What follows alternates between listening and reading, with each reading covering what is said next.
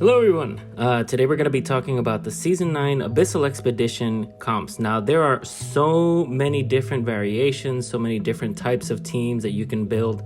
For most people, you're going to want to focus on having one main carry damage dealer, one main carry damage comp. And for most of us, that's going to be some kind of version with Awakened Belinda, or if you don't have Awakened Belinda, there's a bunch of different variations, a bunch of different comps, and a bunch of different teams. I'll be putting all of these together in a guide that I'm going to publish over to the Discord, just so that you have a couple other variations in addition to some of the things that we covered during the beta season. Now, the first and the main team is what you've got here, which has Edwin and Damon.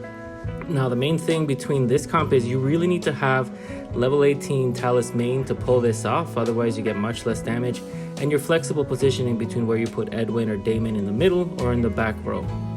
Now, for a lot of the competitive content that's come out recently, Awakened Belinda has really been just a clutch cornerstone unit.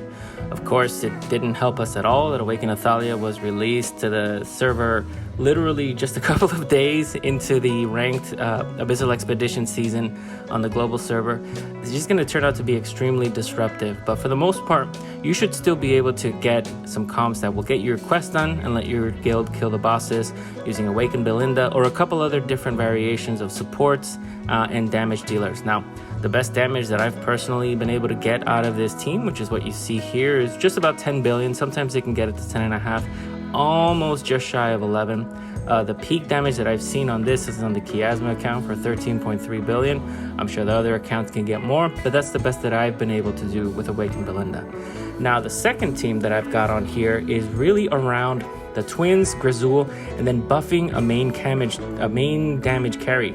Now, there's a lot of different variations of which healers you can put. You can put Antandra, you can put Isolde even, you can put Anasta. You can see that I've got all kinds of different versions. The Rem version, for the people who decided to pick her up and invest in her, is the second team that I'm running. I found a lot of success running Rem with this team in addition to what I normally have for the other comps. Now, typically what I had for this was, instead of Rem, I was running Anasta on this team, and then I had Rem going into the third damage dealer team. For the most part, this one also does a lot of damage. I've been able to get 9 billion, 10 billion out of this team. So it definitely has a ton of damage potential when you keep Rem in the carry spot. Now, the main thing is, now that we have Awakened Athalia that's going to be coming, that's going to be super disruptive to the accounts and to the people that are saving or are going to be wailing in order to get that hero set up. So if you have Rem, you can definitely use her. Mine is 20 signature item, 3 and 9, and has just the 30 engraving. But you can see here, it's already putting up some impressive damage numbers. Now, the pet that I'm using with this is Owl 18. I have Pet Resonance 18, so obviously that's going to give me a big advantage. But Rem, if you have her, is an amazing damage carry for this comp. You can also replace her with a couple other different variations. The version that I have here, that I'm calling the Bob free-to-play special, that one right now has just the regular Athalia as a placeholder, but honestly, you can put all kinds of different damage dealers and all kinds of different carries in this. This is a different version of the team with Grazul and Twins. You can see that I changed out who the carry was, I changed out the supports. There's a lot of different versions of this that do and don't have Awakened heroes. You can see here I have one with no Awakened. I'm using, again, level 18 Owl, but you can still manage over 8 billion damage with an Isolde without having to use any Awakened heroes. So yeah, for sure, the Dimensional Rem and the Awakened Belinda are huge damage dealers, but you know, depending who you have, depending which Awakened heroes you decided to focus on and which ones you decided to build, there are lots of different versions of potentially main damage dealing comps that are still going to put out decent damage. Absolutely take the time to experiment with the pets to see which ones you have available to you that will make the most difference. When I was testing these teams between my main account, the Chiasma account, a couple other alt accounts, I found instances where one pet was the best on one account, and then I'd switch it over to a different account, and because they didn't have the same pet levels, some teams didn't work, some teams did work, and I was able to get those to put out some damage. You can see this kind of weird team also does about 10 billion. It's a Twins Grazul with Awakened Belinda. Using a high-level Owl. So there's a lot of different versions. When you're deciding which teams you're going to put together, you really want to think about what combination of heroes are going to get me the best total damage. So the one that you see here with Athalia in place, normally I run this with Rem, and that's usually good for about 6 billion damage. Awaken Athalia, probably going to take this spot from me. That's how I'm going to plan it. That may not necessarily end up being the best case, because when I run this team with Rem, it still does pretty good damage on my main account. It does about 6 billion. So that means for a potentially second or third team, depending on which is going to end up doing more damage, whether it's Rem with the Grez Twins team or whether it's Awaken Athalia with the Grez Twins team, whichever one of those carries ends up being better with Grizul is going to end up coming to this team. And again, this is using a high-level Moth pet. Other versions that I tried this on alts was using a level 12 Souffle. So there's a lot of different versions of what could potentially work.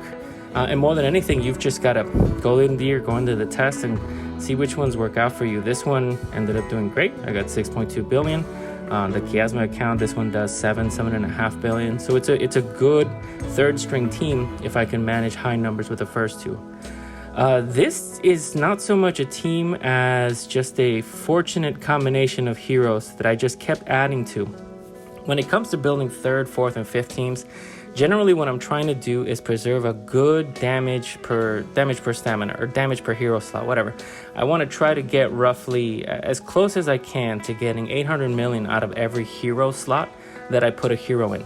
Sometimes you'll find that you add heroes to a team, whether it's a 4-man, a 5-man, 3-man, 2-man, whatever it is, and you end up getting less damage, and that's either because of buff targeting or pick a reason, right? Or maybe some of the boss mechanics where it targets someone in the back end up inadvertently causing problems for heroes that wouldn't be having problems otherwise. This team, for instance, got 3 billion. I know that I've run this a couple other times. I get 3.5, 3.8. On the Chiasma account, this team does 5.5 billion. So there's a lot of different versions of this that you can run. Now this one is another aggressively free-to-pay team with Awakened Baden and Vathiel, and using Joan of Arc and certainly the level 18 Souffle Pit. That's not going to be particularly accessible. More than anything, this is an example of just taking some of those heroes. I initially went with Baden solo on this, and I was like, all right, he's doing good numbers. Who can I continue to add to this to tweak and to maintain the damage per hero slot ratio that I'm going for? And for me, looking at all the other heroes that I was using and the other pets that I was using, this turned out to be a pretty decent team. You know, I get 4 billion out of it, so it's right at that sweet spot of about 800 million per slot. It's using a pet that is not going to compete with anything else, and it's using a hero, Baden, that I know is definitely going to be part of my pathing and farming team. So it's good to be able to find different spots. And then over to the leftovers team. And this is because, you know, Awakened Thane and Awakened Brutus are just absolutely monstrous when it comes to pathing, soloing cities, and farming while you're working your way up to and including the last boss.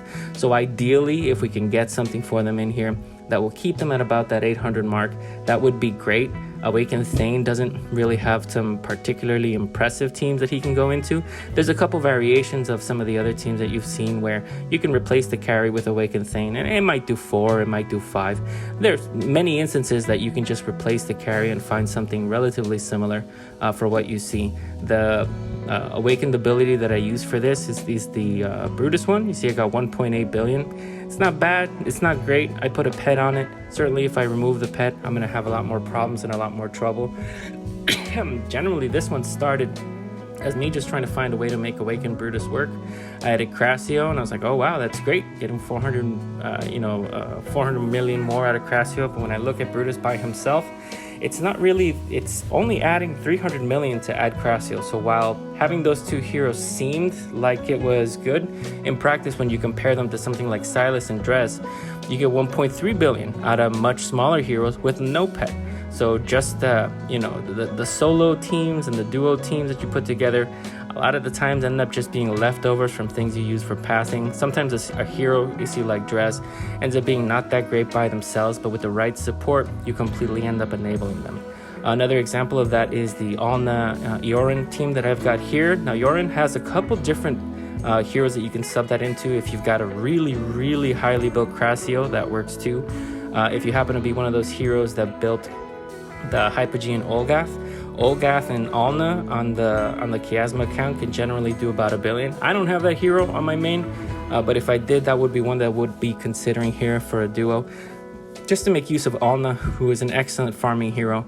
And then, the Alna and the Orin, for the most part on this account, they're not going to do tremendous damage. They're not going to be super impressive. But, it's just something that I'm thinking about and something considering for my main account on which the additional heroes would be. You can see at 779, it's not really doing anything impressive. It's not really going to make or break the teams. But it's an example of a couple of duo heroes that I'm thinking about, and I've been testing to see what I can get the most out of for my account. The pets that you pick, the teams that you have are going to come down to the heroes available to you. I'm going to post up a bunch of the different teams and variations that I tested on the Discord. But at the end of the day, it's whatever you've got. Thanks for listening and have a great day and good luck on the season. Thanks, everyone.